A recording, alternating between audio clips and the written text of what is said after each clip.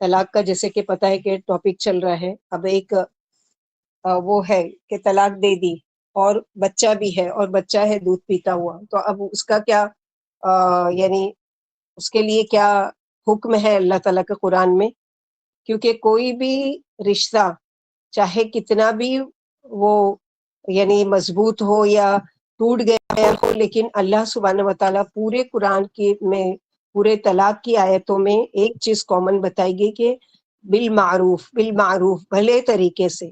طلاق ہو گئی ہے تو بھی معاملہ کرو بھلے طریقے سے، یعنی اس طرح سے نہیں کہ اتنی بے مروتی سے، جیسے وَلَا تَنْسَوُا الْفَضْلَ بَيْنَكُمْ، اس احسان کو یاد کرو کہ جو تم آپس میں ایک دوسرے کے ساتھ پہلے پیار محبت سے رہتے تھے اور تمہارا آپس میں کیا معاملہ تھا، تم نے اس سے فائدہ اٹھایا اور عورت نے تم سے فائدہ اٹھایا، تو اب ایک دوسرے کا جو فائدہ اٹھایا اس کو مت بھولو کہ اب رشتہ ختم تو اس لیے ساری حدیں پار کر دو اور نفرت اتنی کہ بے شمار کے اس کی وجہ سے کوئی رشتہ ہی باقی نہیں. نہیں، رشتہ توڑو بھی اچھے سے، رشتہ جوڑو بھی اچھے سے.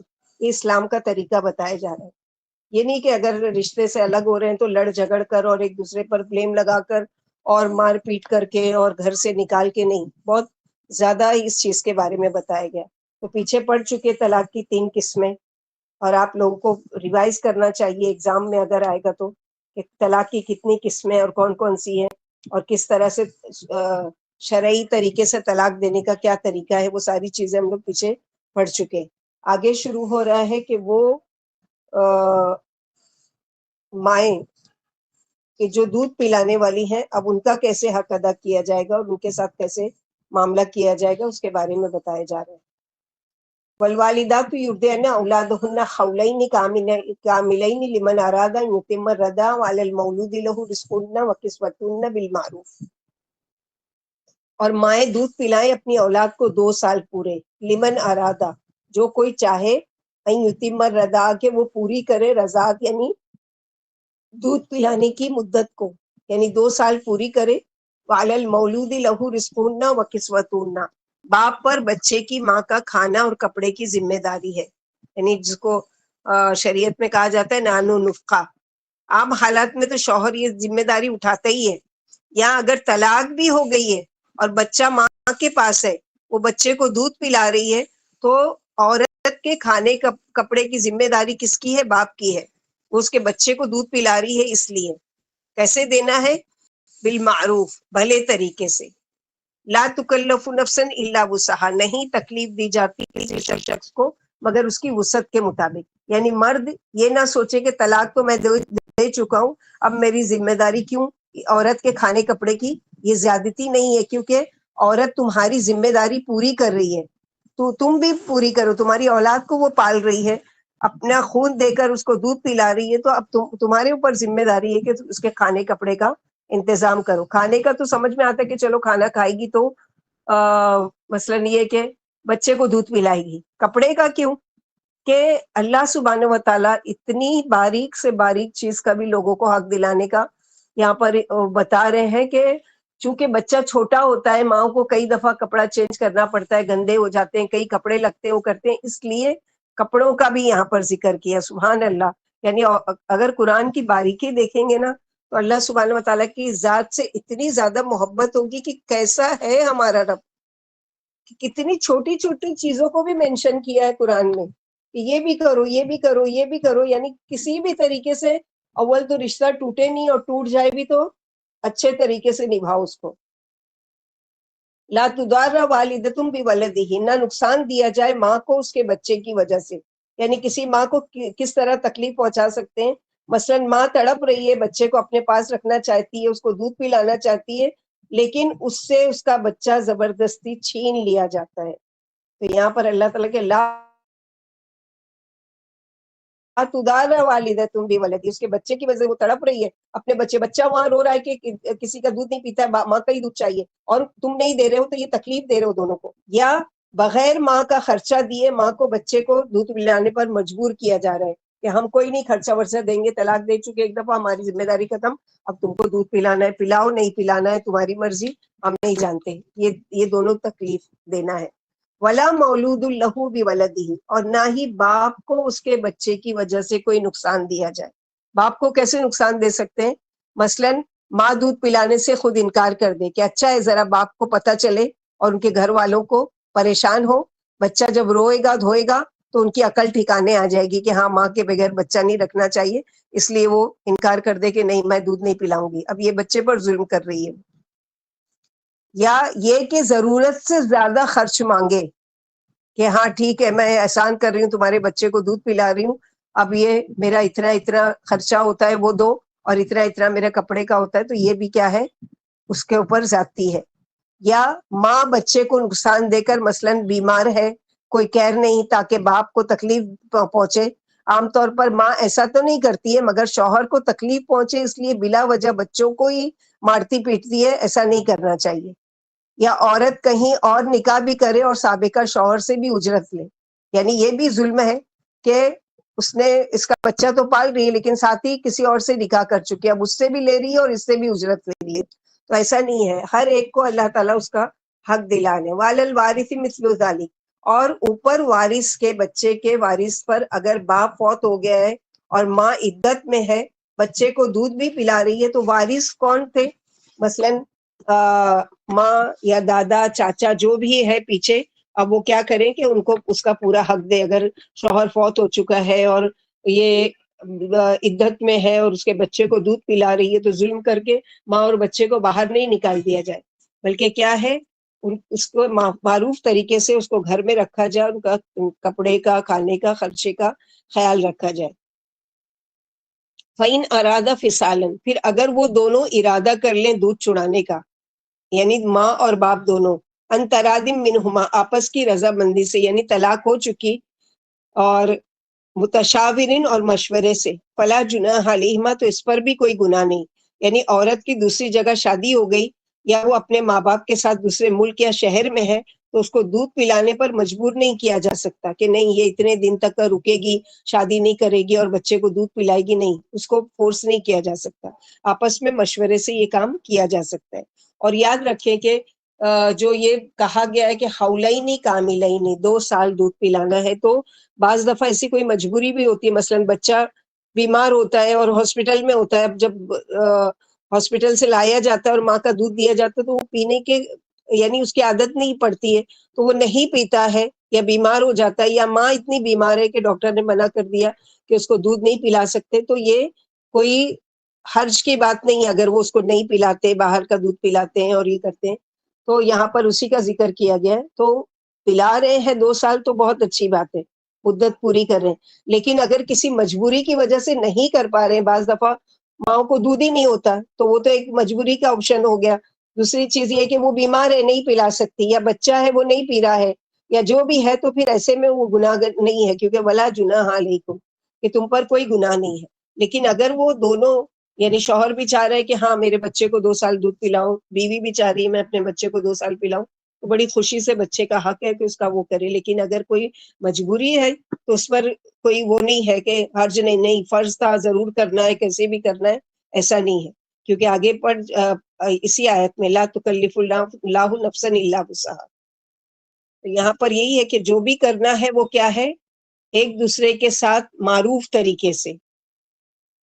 وَإِنْ أَرَدْتُمْ أَنْ تَسْتَرْضِعُوا أَوْلَادَكُمْ، اور اگر تم ارادہ کر لو کہ تم دودھ پلواؤ اپنی اولاد کو کسی اور سے، کیونکہ پہلے کے زمانے میں کیا ہوتا تھا کہ مائیں دودھ نہیں پلاتی تھی بلکہ کیا کرتی تھی کہ ایسی صحت یاب جگہ پر دیہات وغیرہ میں جہاں کا فضا اچھی ہوتی تھی، جہاں کا ماحول اچھا ہوتا تھا، جہاں غذا اچھی کھانے والی عورتیں ہوتی تھی، اپنے بچوں کو وہاں بھیج دیا کرتی تھی. جیسے کہ آپ صلی اللہ علیہ وسلم کی جو سیرت ہے اس میں یہی ہے کہ آپ صلی اللہ علیہ وسلم کو 6 سال تک کا یعنی 2 سال تک کا رکھا گیا. جو حلیمہ سعدیہ ہے انہوں نے دودھ پلایا، اور ام ایمن ہے جو انہوں نے پرورش کی ماں کی طرح. تو اس طرح سے آپ صلی اللہ علیہ وسلم کو بھی بھیجا گیا. پوری سیرت اگر آپ پڑھیں گے تو کس طرح سے وہ لوگ لے کر جاتے تھے، یعنی باقاعدہ عورتیں آتی تھی اور بچوں کو چن کر لے کر جاتی تھی، اور اس اسپیشلی ان بچوں کو چنتی تھی جن کے گھر والے بڑے مضبوط ہوں، یعنی بہت پیسے والے ہوں، تاکہ اچھی اجرت دے ان کو دودھ پلانے کی، اور خوشی خوشی لے کر جاتی تھی. آپ صلی اللہ علیہ وسلم کے ساتھ بھی یہی ہوا، چونکہ یہ یتیم تھے، باپ کا انتقال ہو چکا تھا اور ماں عدت میں تھی، اور یہ آپ صلی اللہ علیہ وسلم کی جب سب چن لیے عورتوں نے، اور آپ صلی اللہ علیہ وسلم باقی رہے، تو کسی نے بھی نہیں لیا کہ یہ تو یتیم ہے اور یہ بیوہ ہے تو یہ کیا پیسہ دیں گے، ہماری اجرت کیا دیں گے، کسی نے بھی نہیں لیا۔ جب حلیمہ سعدیہ جو ہے وہ خالی ہاتھ جانے لگی تو انہوں نے کیا کیا کہ سوچا خالی ہاتھ جانے کے بجائے لاؤ آپ صلی اللہ علیہ وسلم کو لے لیتی ہوں، تو وہ لے کر گئیں۔ تو سبحان اللہ، اللہ سبحانہ وتعالیٰ نے ان کی زندگی میں اتنی خیر و برکت دی کہ وہ خود بتاتی ہیں کہ جب ہم لے کر پہنچے تو ہماری بکریاں جو سوکھ چکی تھی، جن کے تھن بھی سوکھ چکے تھے، اللہ تعالیٰ کے رسول صلی اللہ علیہ وسلم کی برکت سے، ابھی تو وہ نبی بنے بھی نہیں ہے لیکن اللہ تعالیٰ نے پیدا ہی کیا نبی بنا کر، تو ان کی برکت سے ہماری بکریاں دودھ دینے لگی، اور اتنا دودھ ہو جاتا تھا کہ ہم پیتے بھی تھے اور بیچتے بھی تھے، اور خود یعنی میرے دودھ میں بھی اتنی برکت ڈال دی۔ تو یہ اللہ کے نبی صلی اللہ علیہ وسلم کے لیے خاص معجزہ۔ تو بتانے کا مقصد کیا ہے کہ پہلے کے زمانے میں ایسا ہوتا تھا، آج تو خیر نہیں ہوتا ہے کہ نہیں ہے تو جانور کا دودھ پلا دیتے ہیں، نہیں تو ڈبے کا دودھ پلاتے ہیں اس طرح سے، لیکن کوئی اس طرح کا نہیں۔ لیکن اس ٹائم جب قرآن نازل ہو رہا تھا اس ٹائم کی بات کی جا رہی ہے کہ اس طرح اگر وہ کرنا چاہے، یعنی بیوی اگر نہیں پلا رہی ہے یا کوئی اور وجہ ہے تو وہ کسی اور سے بھی پلوانا چاہے تو کوئی حرج نہیں ہے، فلا جناح علیکم، تو اس پر بھی کوئی گناہ نہیں۔ یعنی اصلی ماں اگر دودھ نہیں پلا رہی اور کوئی دائی وغیرہ سے پلوا لو تو کوئی گناہ نہیں۔ اذا سلمتم آتیتم بالمعروف، جب کہ تم نے ادا کر دیا جو تم نے اجرت طے کی تھی بھلے طریقے سے، یعنی جس کو دودھ پلوانا ہے اسے ایک خاص وہ ہو گیا کہ ہاں مہینے کا تم کو دیں گے، یا پورا مدت جو 2 سال کی ہے پلا دو تو یہ ہم اتنا دیں گے، تو یہ طے کیا ہے تو معروف طریقے سے ان کو دو۔ واتقوا اللہ واعلموا ان اللہ بما تعملون بصیر، اور ڈرو اللہ سے اور جان لو کہ بے شک اللہ تعالیٰ ساتھ اس کے جو تم عمل کر رہے ہو، اچھا کر رہے ہو یا برا کر رہے ہو، کسی کا حق دے رہے ہو یا کسی کا حق مان رہے ہو، کسی کے ساتھ زیادتی کر رہے ہو یا کسی کے ساتھ بھلائی کا معاملہ کر رہے ہو، وہ اس کو خوب دیکھ رہے ہیں سچے، یعنی اللہ سبحانہ وتعالیٰ کو ہر چیز کا پتہ ہے۔ تو کسی بھی معاملے میں کسی کے ساتھ کوئی زیادتی کرنے لگو تو ڈرو اللہ سے، فاحذروہ، ڈرو اللہ سے کہ وہ اللہ تعالیٰ کے علم میں ہے یہ ساری چیزیں۔ تو یہاں دودھ پلانے کی پوری مدت 2 سال ہے، اس کے بعد رضاعت کا کوئی اعتبار نہیں، یعنی جو رضاعت کے اندر ہو اسی سے حرمت ثابت ہوتی ہے۔ اگر کوئی عورت 2 سال سے زیادہ عمر کے بچے کو دودھ پلا دے تو حرمت ثابت نہیں ہوگی۔ اللہ کے رسول صلی اللہ علیہ وسلم نے فرمایا اسی رضاعت سے حرمت ثابت ہوتی ہے جو آنتیں بھر دے اور دودھ چھڑانے سے پہلے، یعنی 2 سال کی عمر کے اندر جو دودھ پیتا ہے، مثلا کسی اور سے پلوایا، اب وہ کیا ہو گئی، اس کی سگی ماں کی طرح ہو گئی، اب اس کی بیٹیاں جو ہے وہ اس کی سگی بہن کی طرح ہو گئی، اس کے ساتھ اس کا نکاح نہیں ہو سکتا ہے۔ تو رضائی ماں کا بھی ویسا ہی حق ہو جائے گا جیسے اپنی سگی ماں کا، اس کی بیٹیاں اس کے لیے حرام، یہ خود ان کے لیے محرم نہیں ہے، یعنی وہ نہیں ہے، محرم تو ہے لیکن نکاح نہیں ہو سکتا۔ تو یہ ساری چیزیں، یعنی مدت رضاعت کے اندر والے دودھ سے رضاعت ثابت ہوتی ہے۔ ایک روایت میں رضاعت دودھ چھڑانے کے بعد نہیں اور یتیمی بلوغت کے بعد نہیں، یعنی ایک بچہ بالغ ہو جائے تو اب وہ یتیم نہیں رہا، اسی طرح رضاعت کی مدت گزرنے کے بعد اب کوئی دودھ پیتا ہے تو پھر اس کی رضاعت نہیں ہے۔ یہ مسئلہ قرآن سے بھی ثابت ہے، جیسے سورہ لقمان آیت نمبر 14 میں ہم لوگ پڑھیں گے انشاءاللہ۔ وَفِصَالُهُ فِي عَامَيْنِ، وہاں پر بھی بچے کا دودھ چھڑانا 2 سال میں ہے۔ وَحَمَلَتُهُ وَفِصَالُهُ، سورہ احقاف میں حمل اور دودھ چھڑانے کی مدت 30 ماہ ہے، حمل کی کم از کم مدت 6 مہینہ ہے، یہ نکال کر 24 مہینہ جو ہے وہ 2 سال رہ جاتا ہے جو مدت رضاعت ہے۔ دودھ چھڑانے کے بعد رضاعت نہیں ہے، یعنی وہ 2 سال کے بعد رضاعت نہیں ہے، یا مدت رضاعت یعنی دودھ پلانے کی عمر میں دودھ چھڑانے کے بعد اگر کوئی عورت دودھ پلا دے تو وہ رضاعت ثابت نہیں ہوگی۔ پھر فرمایا کہ باپ پر ماں کا نان و نفقہ واجب ہے، یعنی ان کے علاقے میں جو مثل عورتوں کے نان و نفقہ کا جو دستور ہے اسی کے مطابق انہیں روٹی اور کپڑا دیا جائے گا، کمی بیشی نہ کی جائے، اور باپ کی حیثیت کا بھی خیال رکھا جائے، جیسے کہ فرمایا سورہ طلاق میں لِيُنْفِقْ ذُو سَعَةٍ، یعنی وسعت والوں کو اپنی وسعت کے مطابق خرچ کرنا چاہیے، اور جو تنگ دست ہے اللہ کے دیے ہوئے مال میں سے خرچ کرے۔ اللہ کسی کو اس کی تکلیف نہیں دیتے جو اللہ نے اسے دے رکھا ہے، اللہ جلد ہی تنگی کے بعد فراخی پیدا فرما دیں گے۔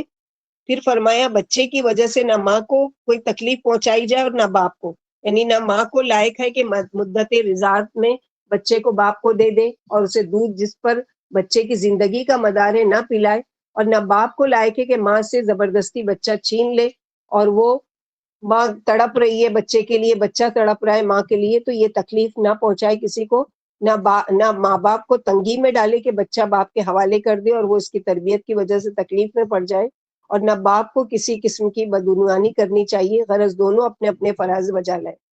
پھر فرمائے کہ وارث کو بھی بچے کا ماں کا خیال رکھنا چاہیے اور اسے خرچ دینے میں پریشان نہ کیا جائے اور کسی طرح کا دکھ نہ پہنچائے، یعنی شوہر فوت ہو گیا ہے، یہ بیوہ ہے، اب اس کا مال بھی ہڑپ لیا وارثوں نے اور اس کو کچھ بھی نہیں دے رہے ہیں، تو یہ بھی یعنی بہت ظلم کی بات ہے۔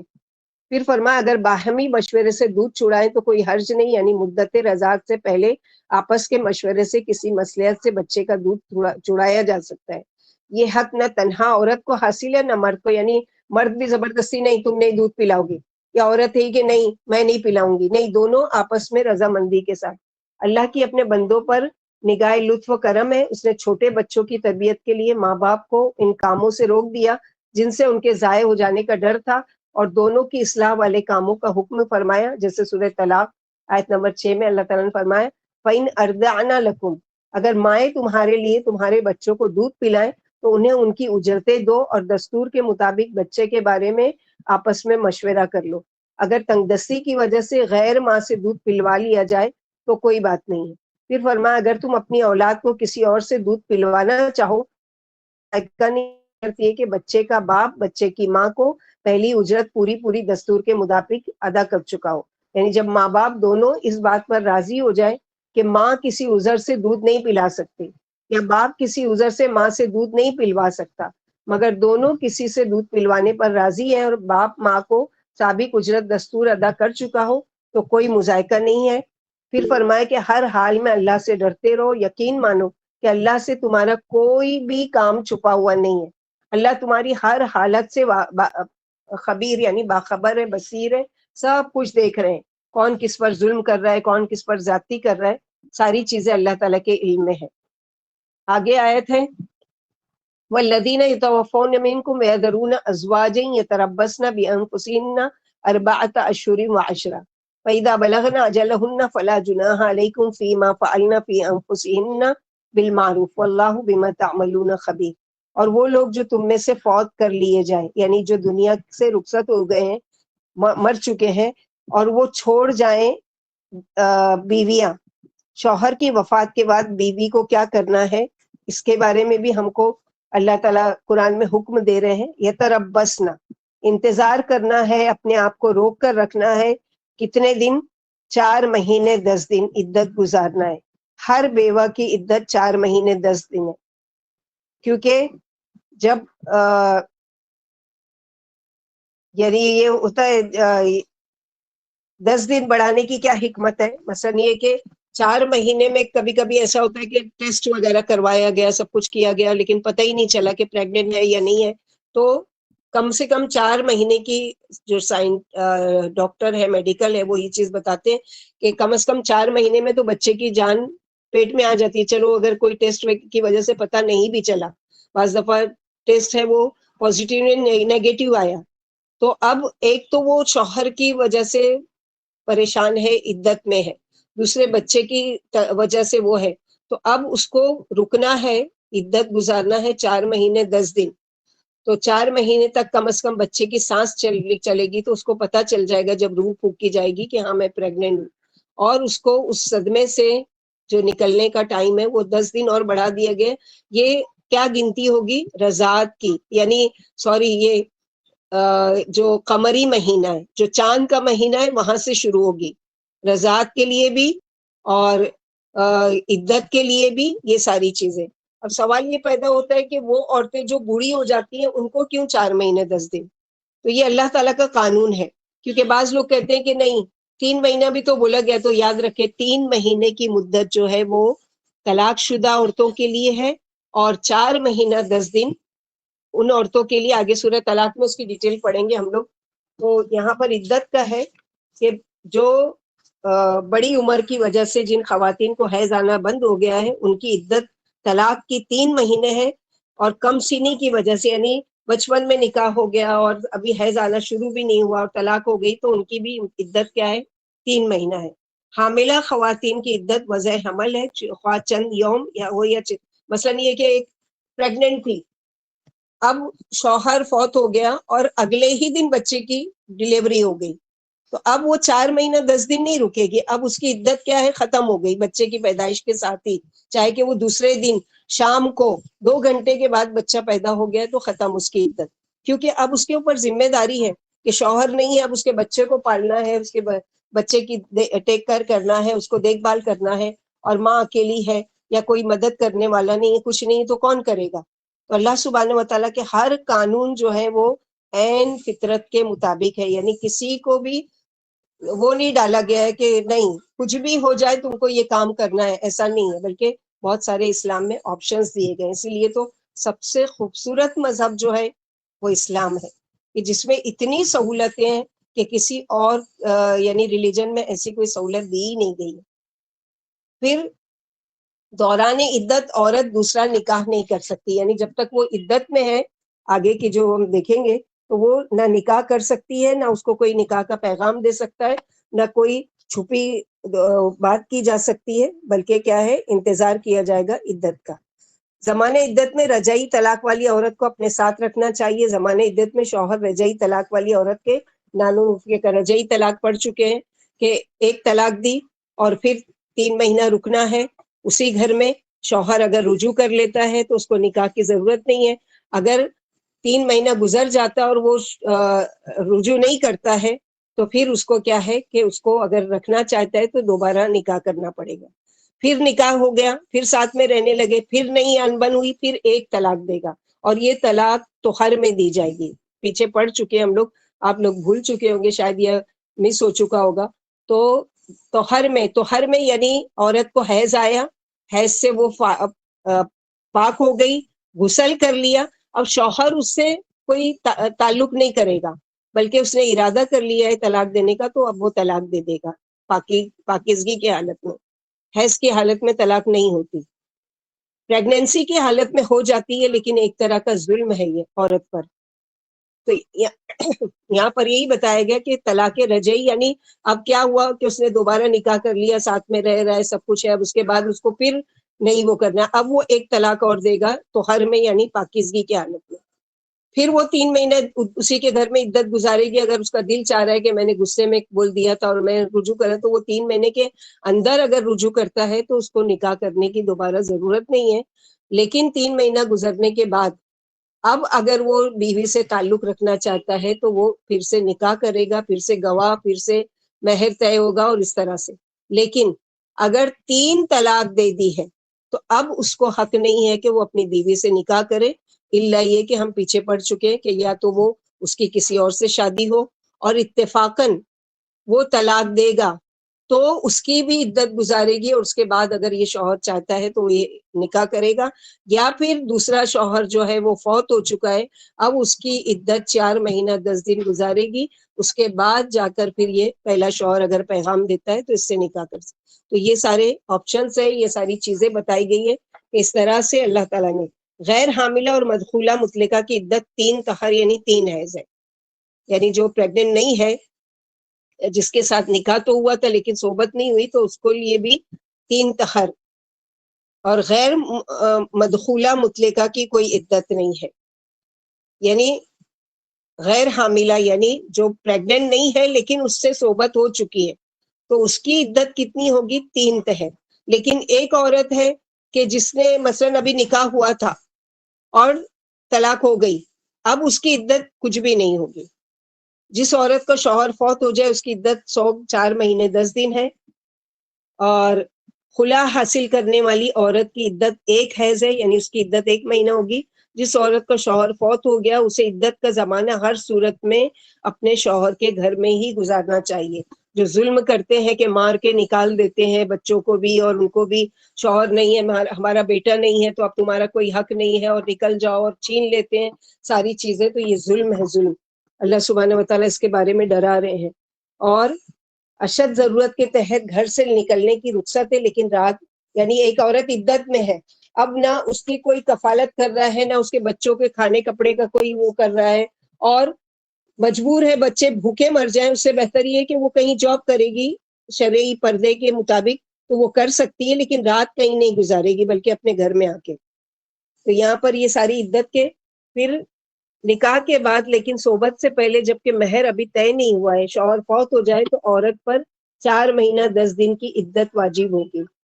اب یہاں پر بھی دیکھو یہ حدیث سے بتایا جا رہا ہے کہ مثلا نکاح ہو چکا تھا لیکن رخصتی نہیں ہوئی، صحبت نہیں ہوئی، اس سے پہلے ہی وہ مہر بھی ابھی طے نہیں ہوا تھا لیکن شوہر کسی وجہ سے فوت ہو گیا۔ حضرت عبداللہ رضی اللہ عنہ سے ایک ایسے آدمی کے بارے میں سوال کیا کہ جس نے ایک عورت سے نکاح کیا اور مہر مقرر کرنے اور صحبت کرنے سے پہلے ہی فوت ہو گیا۔ حضرت عبداللہ رضی اللہ عنہ نے کہا اس عورت کو پورا مہر ملے گا اور عورت نکاح ثانی سے پہلے عدت پوری کرے گی اور اپنے فوت شدہ خاوند کے مال سے میراث کی حقدار بھی ہوگی۔ یہ جواب سن کر حضرت معقل بن سنان رضی اللہ عنہ نے کہا میں نے نبی صلی اللہ علیہ وسلم سے بردہ بنت واشق کے بارے میں ایسا ہی فیصلہ سنا تھا، یعنی آپ نے یہ وہ کیا ہے، مہر مقرر نہ ہونے کے باوجود پورا مہر وہ مہر ہے جو اس وقت اس خاندان یا علاقے کی خواتین کے لیے عموماً مقرر کیا جاتا تھا۔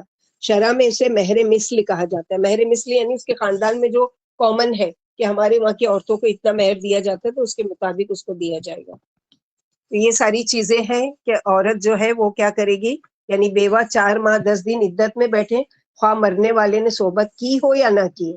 غیر مدخولہ کی عدت بھی یہی ہے کیونکہ عدت کی آیت عام ہے۔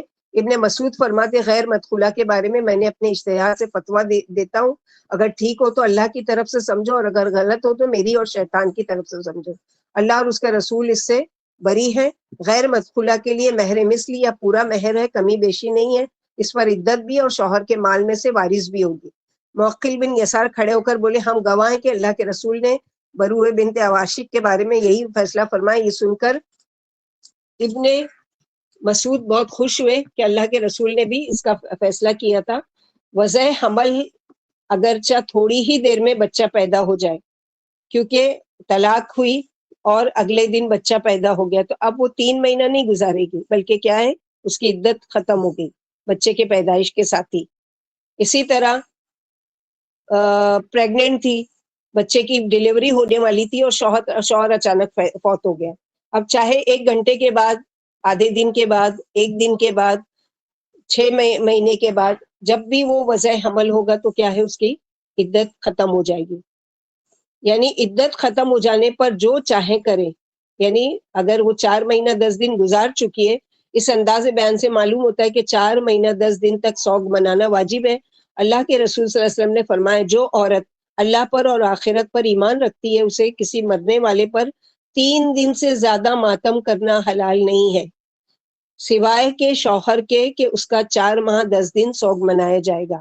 یعنی گھر میں اگر بھائی فوت ہو جاتا ہے، باپ فوت ہو جاتے ہیں، ماں فوت ہو جاتی ہے یا کوئی بھی شوہر کے علاوہ، تو صرف 3 دن، ہمارے وہاں 10واں 20واں 40واں برسی اور برساہا برس تک سوگ منایا جاتا ہے۔ یہ اسلام کی شریعت کے خلاف ہے۔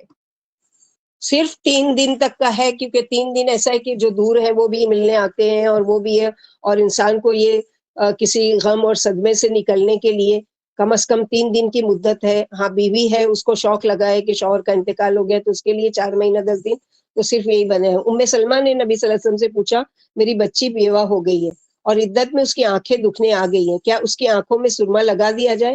آپ نے 2 یا 3 بار فرمایا نہیں، پھر فرمایا اب تو عدت 4 ماہ 10 دن ہی رہ گئی ہے، پہلے تو سال بھر کی عدت ہوتی تھی۔ فرمایا جب ان کی عدت گزر جائے تو اگر وہ بناؤ سنگھار اور شادی کی تیاریاں کرے تو کوئی مذائقہ نہیں، یعنی جب تک وہ 4 مہینہ 10 دن ہوگی نہ کوئی ایسے خوشبو استعمال کرے گی، نہ کوئی ایسے اٹریکٹیو کپڑے پہنے گی، نہ بناؤ سنگھار کے میک اپ کے سامان کرے گی، یہاں تک کہ اس وقت درد کی وجہ سے سرما لگانے کی اجازت مانگی گئی لیکن آپ صلی اللہ علیہ وسلم نے اجازت نہیں دی۔ یعنی اس کے علاوہ کوئی بھی علاج کیا جا سکتا ہے جیسے آئی ڈراپس وغیرہ ہے یا جو بھی ہے، لیکن سرما بھی کیا ایک طرح سے آنکھوں کو زینت دینے والی چیز ہے نا، تو اس کے لیے منع کیا گیا۔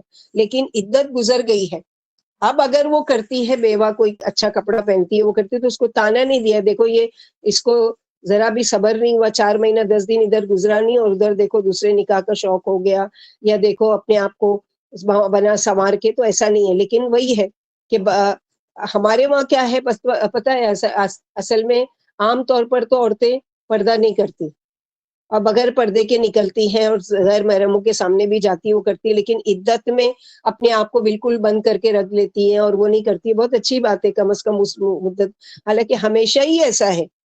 یعنی اب وہ بیوہ ہو چکی ہے، اگر وہ کہیں نکاح کے لیے اپنے آپ کو تیار کر رہی ہے، وہ کر رہی ہے، وہ ایک الگ بات ہے.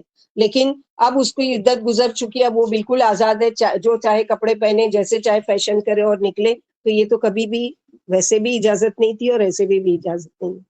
ولا جناح علیکم فیما عرضتم به من خطبۃ النساء او اکننتم فی انفسکم علم اللہ انکم ستذکرونہن ولکن لا تواعدوہن سرا الا ان تقولوا قولا معروفا ولا تعزموا عقدۃ النکاح حتی یبلغ الکتاب اجلہ واعلموا ان اللہ یعلم ما فی انفسکم فاحذروہ واعلموا ان اللہ غفور حلیم.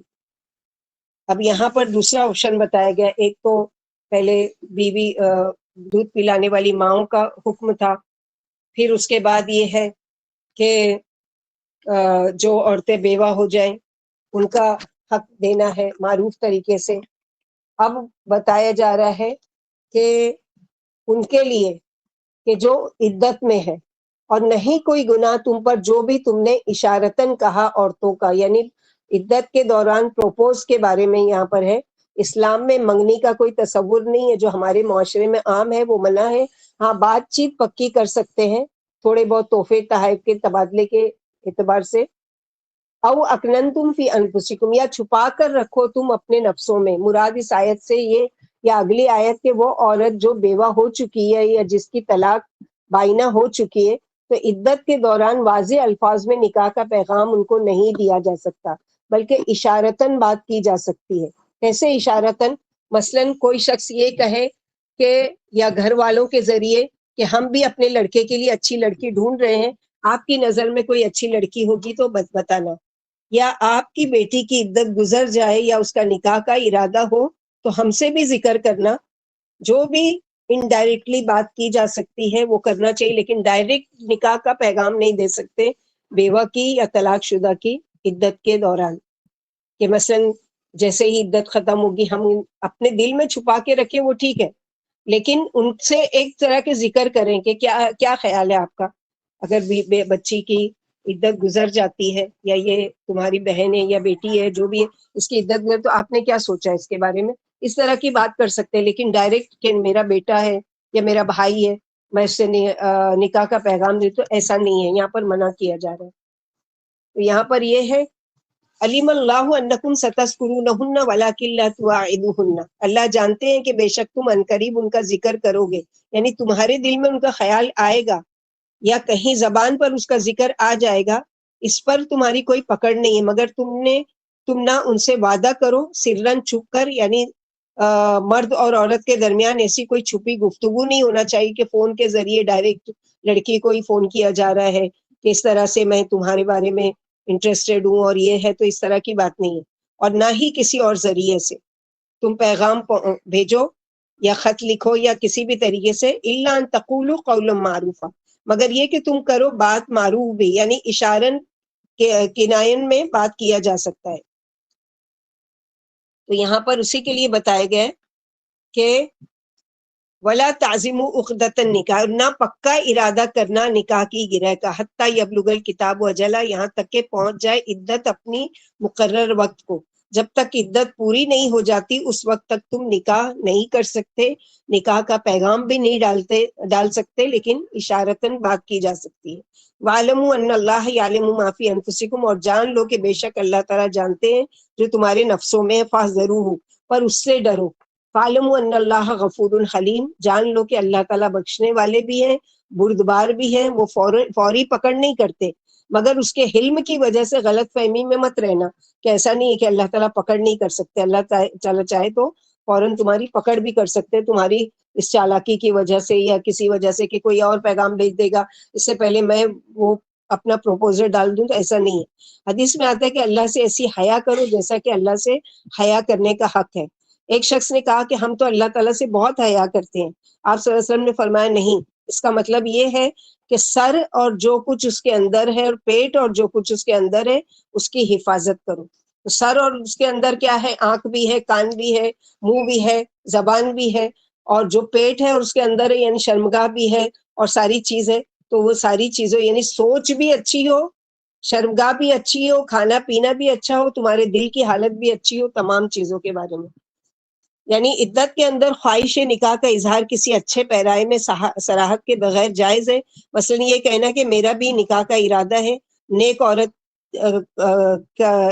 یعنی ڈھونڈ رہے ہیں ہم جو سلیقے مند ہو اور وفا شعار ہو، اللہ سے امید ہے کہ اللہ میرا جوڑ ملا دے. غرض اس قسم کی گول مول باتیں جن میں پیام کی صراحت نہ ہو، کرنے میں کوئی حرج نہیں ہے. اسی طرح مطلقہ بائنہ سے بھی، یعنی وہ عورت جس کی طلاق ہو چکی، اب شوہر رجوع کرنے کا حق نہیں رکھتا ہے، اس کو طلاق بائنہ کہتے ہیں، 3 طلاق کے بعد والی عورت. تو اس کی بھی حالت عدت میں اس قسم کی گول بول باتیں جائز ہیں. جب ابو عمر بن حفص نے فاطمہ بنت قیس کو تیسری طلاق دی تو اللہ کے نبی صلی اللہ علیہ وسلم نے ایام عدت میں فاطمہ کو حکم دیا کہ عدت گزار کر مجھے خبر دینا، اور ابن مکتوم کے گھر عدت گزارو، یعنی وہ نابینا ہے تو ان کے گھر میں عدت گزار سکتی ہو کہ وہ تم کو نہیں دیکھیں گے. جب فاطمہ رضی اللہ عنہ کی عدت گزر چکی ہے، ان کی بیٹی کی عدت نہیں ہے، فاطمہ بنت قیس دوسری صحابیہ ہیں ان کی ہے، تو آپ نے اللہ کے نبی کو اطلاع دی کہ یا رسول اللہ صلی اللہ علیہ وسلم میری عدت پوری ہو چکی ہے. آپ صلی اللہ علیہ وسلم نے انہیں اسامہ بن زید کا پیام دیا اور اسامہ سے ان کا نکاح کرا دیا. یعنی آپ کا ارادہ پہلے ہی سے تھا، لیکن آپ نے کہا کہ جب تمہاری عدت گزر جائے تو مجھے خبر کرنا. یہ نہیں کہا کہ میں اسامہ سے تمہارے نکاح کرنے کا ارادہ کرتا ہوں یا وہ کرتا ہوں، نہیں، آپ صلی اللہ علیہ وسلم نے پریکٹیکلی یہ چیز بتائی ہے. ہاں، رجعی طلاق کی عدت میں شوہر کے سوا کسی کو نہ صراحت سے پیغام ڈالنے کی اجازت ہے اور نہ کنائے سے. یعنی ایک طلاق اس نے دیا ہے تو اب عدت کے دوران وہ کیا کر سکتا ہے؟ شوہر جو ہے اس کو حق ہے کہ وہ بیوی سے اشارے سے، کنائے سے یا ڈائریکٹلی اس سے بات کر سکتا ہے. پھر فرمایا اللہ کو معلوم ہے کہ تم انہیں یاد کرنے والے ہو. فرمایا وَإِنَّ رَبَّكَ لَيَعْلَمُ، سورہ نمل آیت نمبر 74. ان کے دلوں کی پوشیدہ اور ظاہری باتوں کو آپ کا رب جانتے ہیں. سورہ ممتحنہ آیت نمبر 1. وَأَنَا أَعْلَمُ بِمَا أَخْفَيْتُمْ، جو کچھ تم نے چھپایا یا ظاہر کیا مجھے سب کی خبر ہے. یہاں بھی یہی فرمایا کہ اللہ کو معلوم ہے کہ تم اپنے دلوں میں ان کا ذکر ضرور کرو گے، اس لیے اس نے تم سے تنگی اٹھا لی. پھر فرمایا ان سے پوشیدہ عہد نہ کرو، یعنی ان سے چھپ کر حرام کاری نہ کرو. ان سے یہ نہ کہو کہ میں تم بہت پسند ہو مجھے یا میرا خیال رکھنا، اور کسی اور سے تم نکاح مت کرنا. غرض عدت کے اندر اس قسم کی باتیں کرنا ناجائز ہے. یہ بھی جائز نہیں کہ چھپ کر عدت میں نکاح کر لیا جائے اور عدت کے بعد اس کا اظہار کیا جائے. یہ تمام اقوال عموم آیت میں داخل ہے. اسی لیے فرمایا ہاں اگر تم ان سے حسب دستور بات کر لو تو جائز ہے، یعنی اشارہ کنایہ مباح ہے. مثلا یہ کہنا کہ میرا بھی آپ کی طرف رجحان ہے، یا اسی قسم کی گول مول باتیں کرنا کہ جس سے گھر والے سمجھ جائے کہ ہاں یہ ہماری بیٹی میں یا ہماری بہن میں انٹرسٹڈ ہے، تو وہ لوگ انتظار کریں گے. پھر فرمایا کہ ختم عدت سے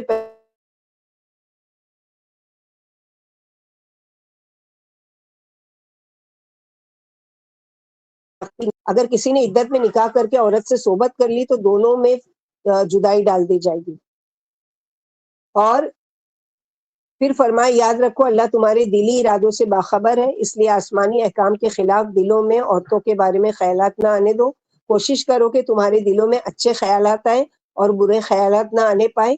پھر وعیدوں کے ساتھ ساتھ اللہ کے حکم سے نا امید نہ ہو اور اس کے رحم و کرم کے امیدوار رہو. یاد رکھو اللہ لغزشوں کو معاف کرنے والے اور بردبار اور یعنی معافی بھی کرنے والے ہیں اور نرمی بھی کرنے والے ہیں. یہ ساری آیتیں جو کھول کھول کر بتائی جا رہی ہیں یہ اللہ تعالیٰ کی زبردست یعنی اس چیز کی طرف اشارہ کری کہ اللہ تعالیٰ ہر چیز کے بارے میں باخبر ہے بھی اور خبردار.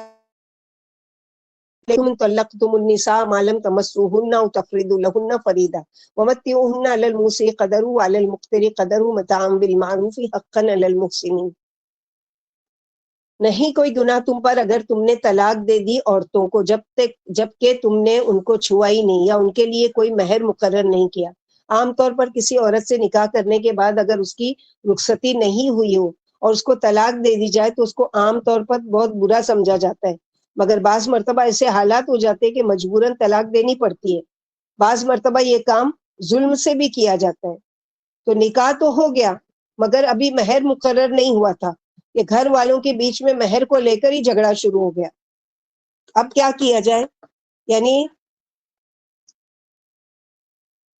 کتنے لوگوں کو ایسے دیکھا گیا کہ خالی کس بات پر نکاح نہیں ہوا، کہ سب کچھ طے ہو گیا تھا، سب کچھ ہے، کہ اس لیے رشتہ ٹوٹ گیا عین نکاح کے وقت، کہ لڑکے والے چاہ رہے تھے مثلا ٹائم ہو گیا ہے تو اب مسجد میں نکاح کر دیا جائے، اور وہاں لڑکی والوں نے کیا کیا، یہ قریبی جاننے والوں کا ہی وہ ہے، اور لیکن ان لوگوں نے کیا کیا کہ لڑکی والے بولے کہ نہیں، ہمارے سارے مہمان ہال میں آ چکے ہیں اور یہاں آپ لوگ مسجد میں پہنچنے میں بہت دیر کر دی ہے، اور اب دیکھو نماز کا بھی ٹائم نکل گیا، ایسا کرتے ہیں کہ ہال میں جا کے نکاح کرتے ہیں، اور وہاں سارے مہمان موجود ہیں، کھانا پک چکا ہے، سب کچھ ہے، سب وہ، لیکن صرف اس وجہ سے حجت ہوتے ہوتے رات کے 2 بجے تک کا آخر وہ رشتہ وہیں کی وہیں ختم کر دیا گیا. تو یہ بھی ظلم ہے کہ نہیں؟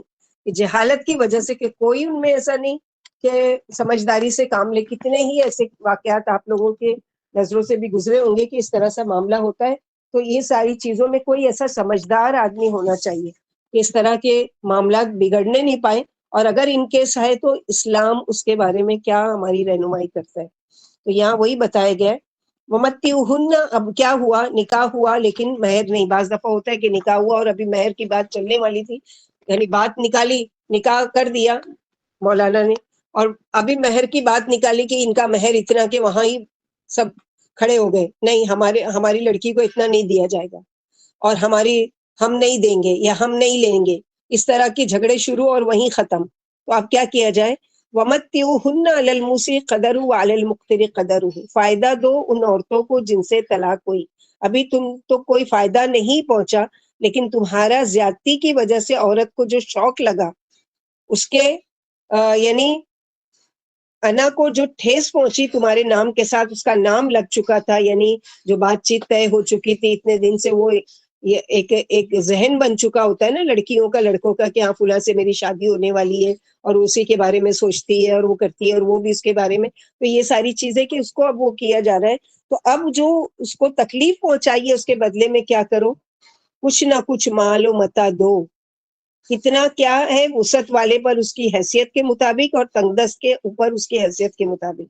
گویا اسلام میں کتنا انصاف کیا ہے کہ کسی پر بوجھ نہیں ڈالا ہے، نا انصافی نہیں ہونے دیا ہے. بتام بالمعروف، فائدہ پہنچانا ہے بھلے طریقے سے. عام طور پر سوسائٹی میں جو طریقہ چل رہا ہوتا ہے اس کے مطابق. حقاً علی المحسنین، یہ حق اور عورت کا اس مرد کے ذمے ہے جو محسن ہے. طلاق کی بات ہو رہی ہے لیکن ساتھ ہی تقوی اور احسان کی بات. یہ ہے دراصل اسلام کی روح، یعنی انسانیت کو ایسی سچویشن میں بھی مت بھولو. طلاق کے معاملے میں قرآن کی تعلیم اور ہمارا آج کا معاشرہ کیا کر رہا ہے؟ کیا کوئی اس طرح سے معاملہ کرتا ہے؟ یعنی لڑائی جھگڑے پر یہ معاملہ ختم ہوتا ہے، یا وہ ہوتا ہے؟ کون ہے جو احسان کے درجے پر یہ کام کرتا ہے؟ تو نکاح کے بعد خلوت صحیحہ سے قبل اگر طلاق جائز ہے، مس کے معنی نکاح کے ہیں، نکاح کے بعد صحبت سے پہلے بلکہ تقرر مہر سے بھی پہلے طلاق دینا جائز ہے، اگرچہ اس سے عورت کی دل شکنی ہوئی ہے. اسی وجہ سے حکم ہوا ہے کہ اس صورت میں مقدور بھر مرد کو عورت کے ساتھ سلوک کرنا چاہیے تاکہ وہ دل شکنی کی کچھ نہ کچھ تلافی ہو جائے. ابن عباس رضی اللہ عنہ فرماتے ہیں طلاق کے بعد اعلیٰ درجے کا متاع خادم، درمیانی درجے کا روپیہ پیسہ، اور ادنا درجے کا کپڑا ہے. تنگ دست 3 کپڑے پورا جوڑا دے دے. فرمایا علی الموسع قدر علی المقتر قدر، اپنی اپنی حیثیت کے مطابق ہر شخص دے دے. یعنی اگر تم نے مثلا ظاہر ہے کہ شادی کرنے جا رہے ہو تو زیور بھی بنایا ہوگا، کپڑا بھی بنایا ہوگا. اگر بڑے دل والے ہیں تو کیا ہے، پورا ہی دے دو، نہیں اس کا حق وہ ہو رہا ہے اور اس کی دل ٹوٹ رہا ہے، چلو کوئی بات نہیں، نکاح نہیں ہوا، قسمت کی بات تھی، ہم یہ پورا دے دیتے ہیں. پورا نہیں تو کم سے کم آدھا دے دو، آدھا نہیں تو کچھ تو دو. بالکل بھی ان کے ساتھ اس طرح سے بمروتی کا معاملہ نہیں کرو. کہ پہلے کیسا ہوتا ہے جب رشتہ طے رہتا ہے تو کیسا ایک دوسرے کے گھر آتے جاتے ہیں، ایک دوسرے کے ساتھ اچھے معاملات کرتے ہیں، ایک دوسرے کے رشتے کا خیال رکھتے ہیں، اور عزت کی جاتی ہے، وہ کی جاتی ہے. اور ایک دم سے نکاح اگر ٹوٹ گیا، طلاق ہو گئی، تو بالکل ایسے آنکھ پھیر لیتے ہیں کہ جیسے جانتے بھی نہیں. تو اس طرح نہیں کرنا چاہیے. وَإِن طَلَّقْتُمُوهُنَّ مِن قَبْلِ أَن تَمَسُّوهُنَّ، اب یہ دوسرا ایک آپشن ہے. ایک تو ہے کہ طلاق ہو گئی, ابھی مہر طے نہیں ہوا تھا اور نہ رخصتی ہوئی تھی, تو کیا کرنا ہے. لیکن اگر طلاق دے دی اس سے پہلے کہ چھوا نہیں لیکن مہر مقرر ہو چکا تھا, اب کیا کرنا ہے. وَإِن طَلَّقْتُمُوهُنَّ مِن قَبْلِ أَن تَمَسُّوهُنَّ وَقَدْ فَرَضْتُمْ لَهُنَّ فَرِيضَةً فَنِصْفُ مَا فَرَضْتُمْ إِلَّا أَن يَعْفُونَ أَوْ يَعْفُوَ الَّذِي بِيَدِهِ عُقْدَةُ النِّكَاحِ وَأَن تَعْفُوا أَقْرَبُ لِلتَّقْوَىٰ وَلَا تَنسَوُا الْفَضْلَ بَيْنَكُمْ إِنَّ اللَّهَ بِمَا تَعْمَلُونَ بَصِيرٌ. اور اگر تم طلاق دے دو ان کو اس سے پہلے کہ تم نے ہاتھ لگایا ان کو, یعنی رخصتی نہیں ہوئی ہے اور مہر مقرر ہو چکا تھا, تو کچھ حقوق العباد فرض کے درجے میں ہے جن کو ادا نہیں کیا گیا تو اللہ کے ہاں پکڑ ہوگی. فنصف ما فرضتم, اب تم طلاق دینے لگے ہو تو آدھا دو تم جو تم نے مقرر کیا تھا. یعنی بعض دفعہ نکاح ہو جاتا ہے, مہر طے ہو جاتا ہے, سب کچھ ہوتا ہے, لیکن لڑکی پڑھ رہی ہے یا لڑکا پڑھ رہا ہے تو اس کو 2 سال کے لیے روک دیا جاتا ہے کہ نہیں 2 سال کے بعد نکاح تو ہو گیا لیکن ہم 2 سال کے بعد رخصتی کریں گے. اب 2 سال کے بیچ میں کوئی انبن ہو گئی, کوئی بات میں لڑائی ہو گئی, کچھ ہو گئی, تو اب یہاں پر رشتہ توڑنے کی بات چل رہی ہے.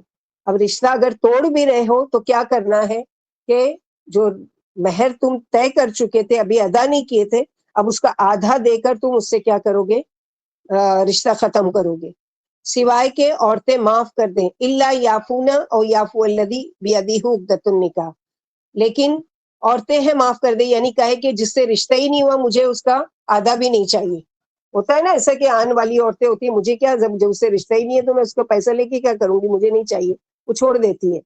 یا معاف کر دے وہ شخص جس کے ہاتھ میں ہے نکاح کی گرہ, یعنی شوہر پر معاف کر دے, آدھا دینے کے بجائے پورا دے دے. یعنی شوہر کیا کرے کہ جس کے ہاتھ میں گرہ کی, وہ ولی بھی ہو سکتا ہے کہ ولی ہے وہ چھوڑ دے.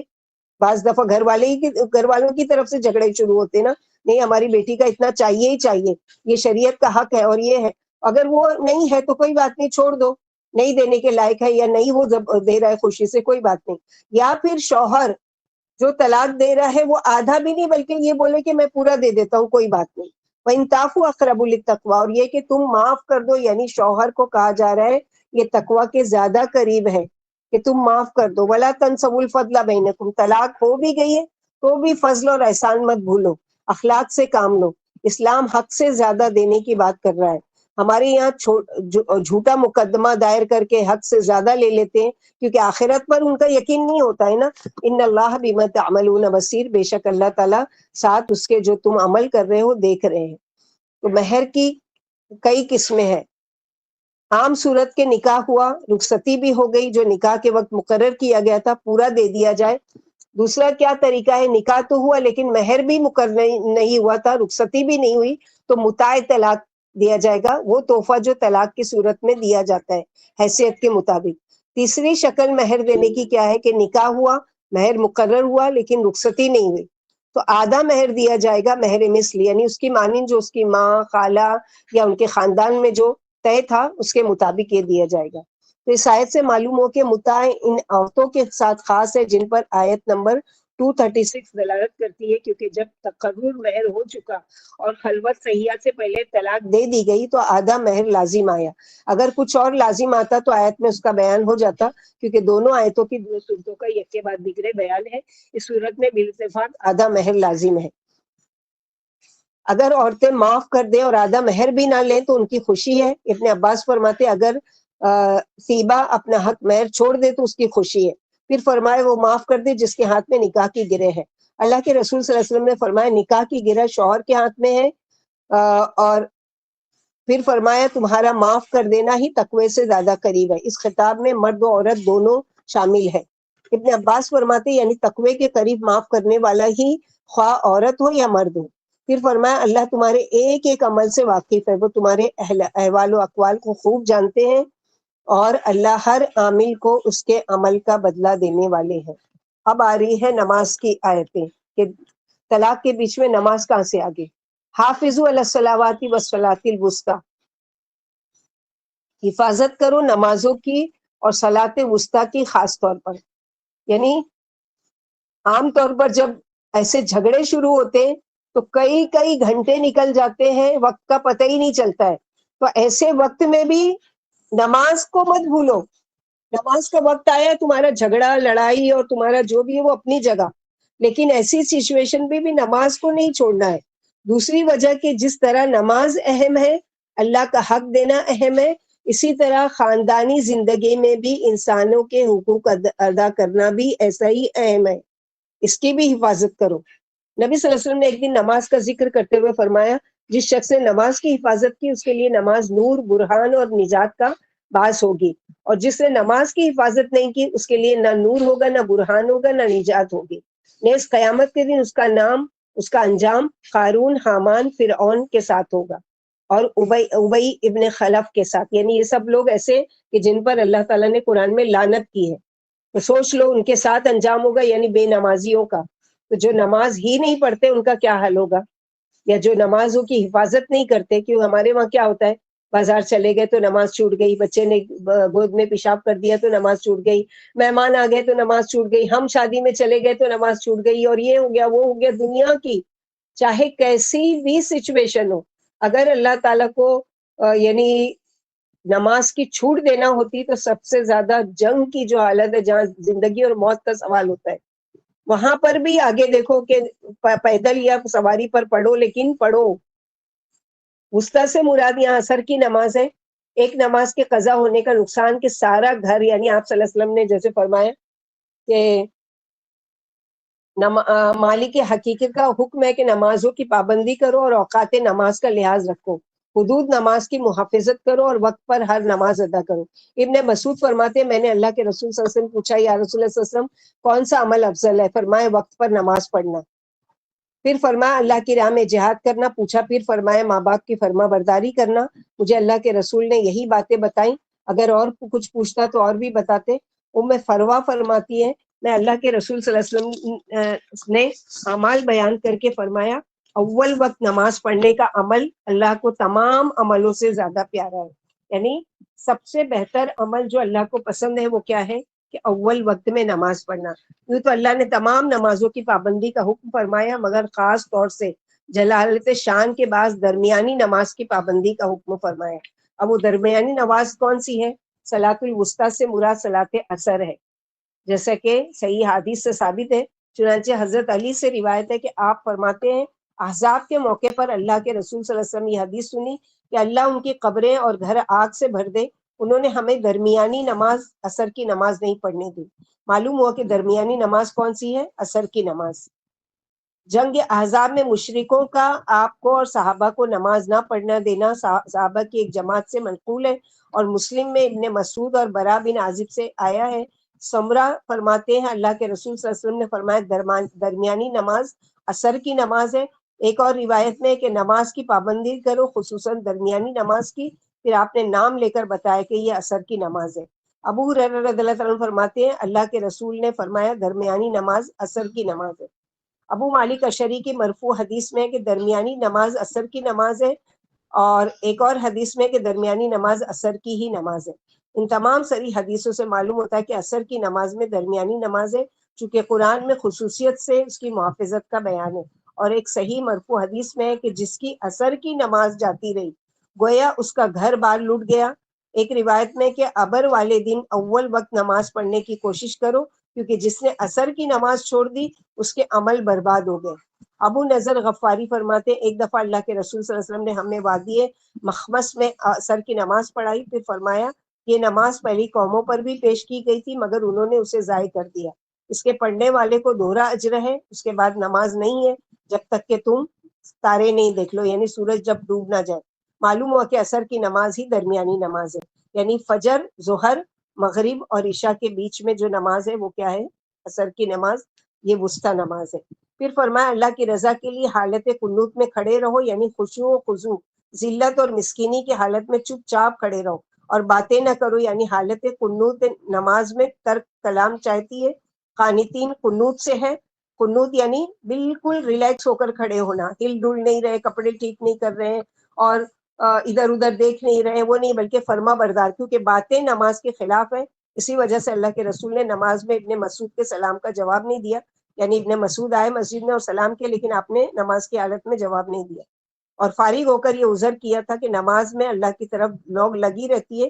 ایک دفعہ معاویہ بن حکم سلمی نے نماز میں باتیں کی. آپ نے ان سے فرمایا نماز میں کسی کو بات کرنا لائق نہیں ہے. نماز محض تکبیر و تسبیح اور ذکر اللہ کا نام ہے. یعنی آپ کنیکٹ ہوتے ہو اللہ تعالیٰ سے. اب اللہ کو چھوڑ کر اب کسی سے بات کرو گے تو کیسے ہوگا؟ ہم سے ہمارا معاملہ یہ ہے، اگر کوئی ہم سے بات کر رہا، بات کرتے کرتے 1 منٹ اور دوسرے فون پر کنیکٹ ہو جائے تو کتنا غصہ آتا ہے کہ بات ہم سے کرتے کرتے اور بیچ میں کسی اور سے یا کوئی تیسرا آ گیا اس سے کرنے لگے، اس کو چھوڑ دیے. تو اللہ سبحانہ و تعالیٰ کی ذات تو سب سے بڑی ہے، جس کے سامنے ہم کو قانتین بن کر کھڑے ہونا ہے، قنوت کے حالت میں کھڑا ہونا ہے، عاجزی اور انکساری سے کھڑا ہونا ہے. آگے بتایا جا رہا ہے کہ اوپر کی آیت میں 5 وقت کی نماز کی پابندی کا اور اچھی طرح سے ادا کرنے کا اور ان کے اوقات کی نگرانی کا حکم تھا. اس آیت میں فرمایا صلاۃ الخوف کا بیان ہے، کیونکہ حالت جنگ میں کامل ادائیگی ناممکن ہے. اسی وجہ سے فرمایا کہ اگر تمہیں دشمن کا خوف ہے تو سوار پیدل جس طرح بھی ممکن ہو نماز پڑھو، لیکن نماز پڑھو چاہے کہ تم کو قبلے کا ڈائریکشن معلوم ہے یا نہیں معلوم ہے.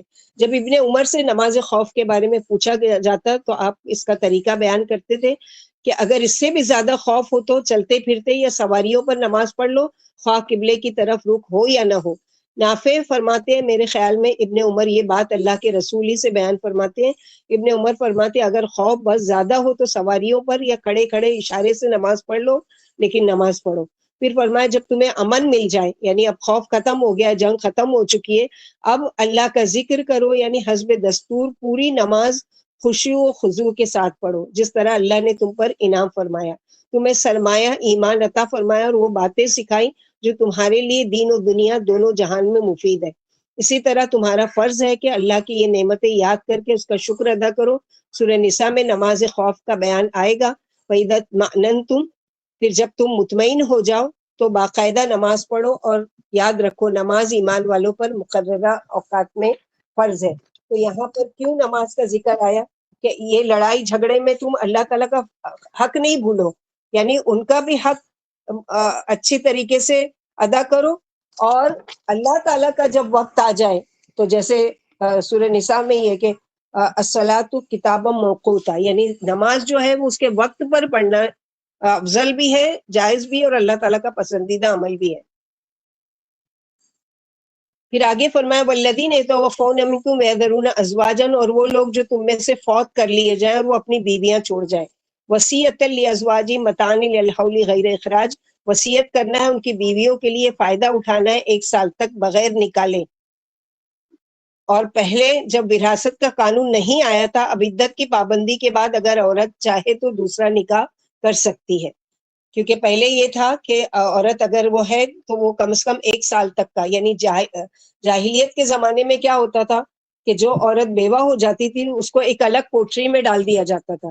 اب نہ اس کو اچھا کپڑا دیا جاتا تھا، جانوروں کی طرح باہر سے کھانے کی پھینک دیتے تھے، نہ اس کو نہانے کی اجازت تھی.